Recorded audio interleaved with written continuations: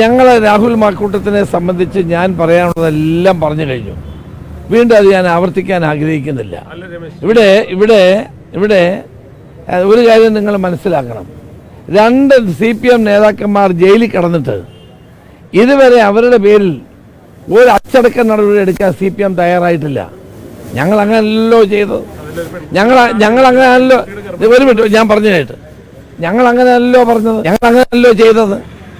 2 മുൻ MLA ആയ C Padmakumar, മുൻ എല്ലാ രംഗത്തും CPMന്റെ ഏറ്റവും ഉയർന്ന നിലയിൽ പ്രവർത്തിച്ചിട്ടുള്ള വാസു, 2 പേരും ജയിലിൽ കിടന്നിട്ട് CPM എന്ത് നടപടിയെടുത്ത്? CPMനാണ് ഇരട്ടത്താപ്പ്, ഞങ്ങൾക്ക് ഒരു ഇരട്ടത്താപ്പുമില്ല.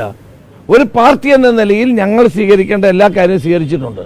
അതിനപ്പുറത്തേക്ക് എനിക്ക് അതിനെപ്പറ്റി ഒന്നും പറയാനില്ല. നിയമം നിയമത്തിന്റെ വഴിക്കുമോ? Law will take its own course.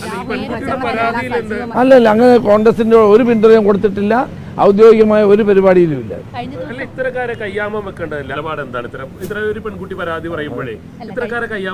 എല്ലാവർക്കും അവസരം കൊടുക്കും.